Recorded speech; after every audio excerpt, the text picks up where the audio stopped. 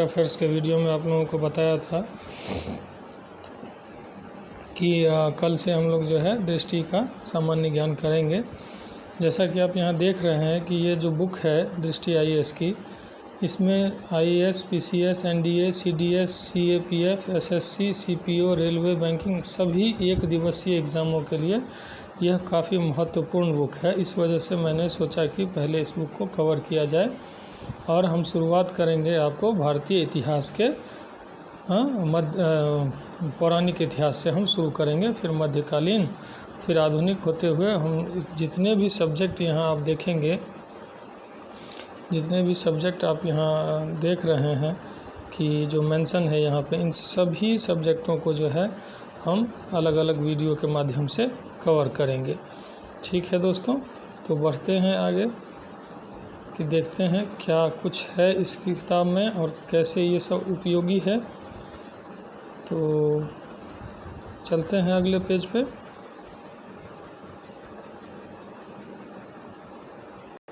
यहाँ देखेंगे हम लोग कि भारतीय इतिहास, मैंने ऑलरेडी जो है यहाँ से पेन से मार्क कर दिया है कौन कौन सा लाइन इम्पोर्टेंट है।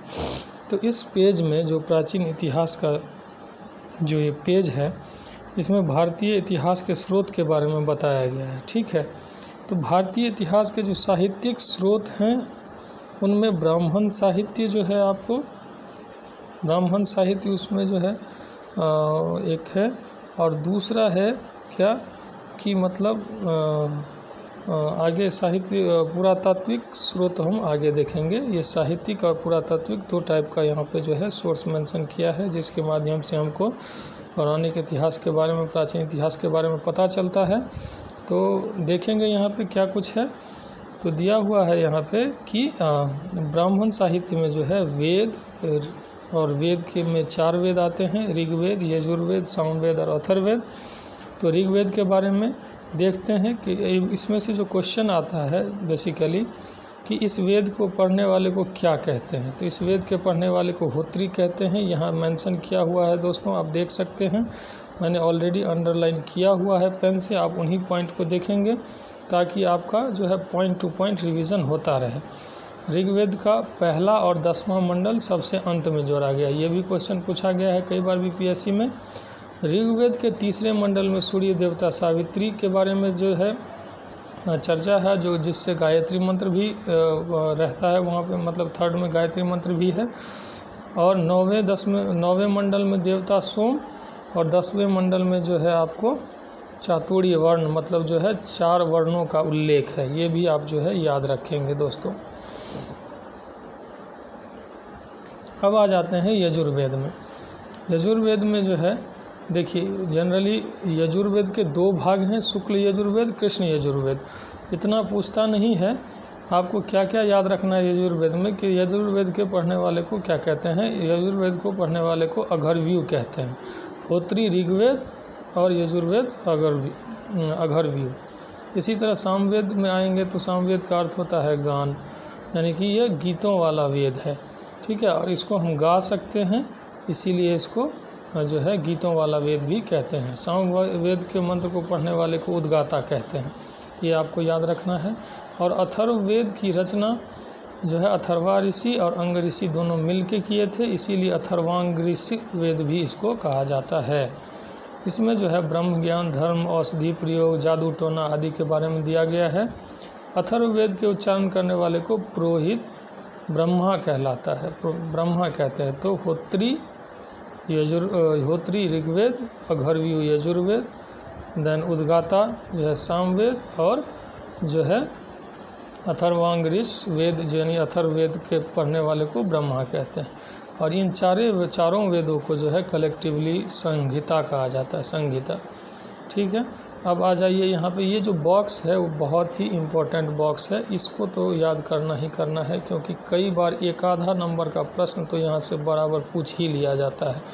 तो आइए ज़रा एक बार जल्दी से इसको देख लेते हैं कि क्या है इसमें। वेद है, उससे संबंधित ब्राह्मण ग्रंथ हैं, और फिर जो है संबंधित उपनिषद भी यहाँ पे दिए हुए हैं। तो ऋग्वेद के 2 ब्राह्मण ग्रंथ हैं, ऐतरेय और कौशिकी, और उपनिषद भी वही है। यजुर्वेद में शतपथ और तैत्तिरीय ये उसके 2 ब्राह्मण ग्रंथ हैं। इसमें कठोपनिषद, ईशोपनिषद, बृहदारण्यक ये सब आते हैं। सामवेद में 2 है, पंचविश और खंडविश, और अथर्ववेद में जो है गोपथ, ये उनके ब्राह्मण हैं, ब्राह्मणों के नाम पूछ दिए जाते हैं। अब आते हैं जो है वेदांग। तो वेदांग कितने, वेदों को अच्छे तरीके से समझने के लिए वेदांग की रचना की गई थी, और इन वेदांगों में से 6 वेदांग हैं, जिनमें से शिक्षा, ज्योतिष, कल्प, व्याकरण, निरुक्त तथा छंद, ये वेदांग जो है शिक्षा, ज्योतिष, फिर उसके बाद कल्प, व्याकरण, निरुक्त और छंद। इसके लिए जो है शॉर्ट ट्रिक मैंने जो है बनाया था, अगर आपको पसंद आए तो उसको फॉलो कीजिए, नहीं तो आप डायरेक्ट भी याद कर सकते हैं। ठीक है, तो आप अपना ही तरीका से याद कीजिए इसको, मेरा वाला तरीका आपको पसंद आए ना आए अलग बात है। तो आप शिक्षा, ज्योतिष, कल्प, व्याकरण, निरुक्त और छंद ये वेदांग हैं, ये पूछे जा चुके हैं। जो एग्ज़ाम में पूछे जा चुके हैं मैंने सिर्फ उन्हीं को मार्क किया है। अब आते हैं दूसरे पेज पे कि इसके अगले पेज पे क्या है। देखिए दोस्तों, तो अगले पेज पे क्या है, पुराण। तो टोटल पुराणों की संख्या है 18। इनमें से जो है सबसे पुराना पुराण है मत्स्य पुराण। ठीक है, इनमें से क्वेश्चन कहाँ से आया हुआ है अगले पॉइंट में देखेंगे कि मत्स्य पुराण से सातवाहन वंश, विष्णु पुराण से मौर्य वंश और वायु पुराण से गुप्त वंश संबंधित है। इसमें से पूछा गया है कि मत्स्य पुराण से किस वंश की जानकारी मिलती है। तो सातवाहन वंश की, विष्णु पुराण से, मौर्य वंश की और वायु पुराण से गुप्त वंश की जानकारी मिलती है। इसी तरह से अब ब्राह्मणोत्तर साहित्य का मतलब हुआ है जो ब्राह्मण ग्रंथ वगैरह थे उसके बाद कौन से साहित्य रचना हुए और उनमें उनकी क्या उपयोगिता है। तो इसमें बौद्ध साहित्य है। तो यहाँ पे देखेंगे त्रिपिटक बुद्ध की शिक्षाओं का संकलन है। ये आपको याद रखना है कि त्रिपिटक क्या है। 3 प्रकार के भाग हैं इसमें, विनय पिटक, सूत पिटक, अभिधम्म पिटक, और अलग अलग भी पूछा जा चुका है कि विनय पिटक किससे संबंधित है।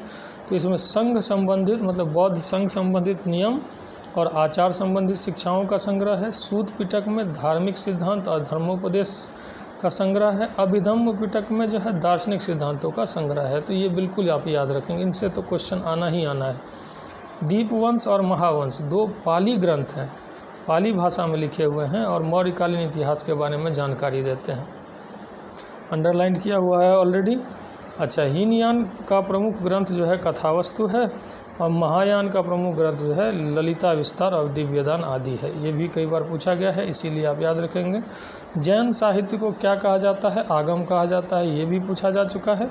और नीचे अंडरलाइन वाला लाइन देखेंगे, जैन धर्म का प्रारंभिक इतिहास जो है तीर्थंकरों की जीवनी कल्पसूत्र में लिखा हुआ है। ठीक है, इनकी रचना जो है भद्रबाहु ने की थी, ये भी कई बार एग्जाम में आ चुका है। तो चलिए, और ये जो है बॉक्स जरूर देख लेंगे इसमें कि अष्टाध्यायी के रचनाकार पाणिनि है, मुद्रा राक्षस के विशाखादत्त, भाष्य के पतंजलि, कथा सरित सागर के सोमदेव, बृहत कथा मंजरी के क्षेमेंद्र और अर्थशास्त्र के कौटिल्य। ये जो टिक वाले हैं वो एग्ज़ाम में आ चुके हैं, इसीलिए मैंने उनको टिक कर दिया है। बॉक्स जरूर आप याद रखेंगे। अब आते हैं हम यूनान और रोम के लेखक को। तो यहाँ पर देखेंगे हेरोडेटस, ये आपको जो है साहित्य के बाद जो है अब जो है जिससे हमको अभी पिछले पेज में हमने देखा था कि साहित्य का पुरातात्विक वाले में जो है ये आ जाएगा आपको, एक्सक्यूज़ मी, हेरोडेटस जो है इतिहास का पिता कहा जाता है। इसने हिस्टोरिका का रचना किया है, ये भी पूछा गया है एग्जाम में।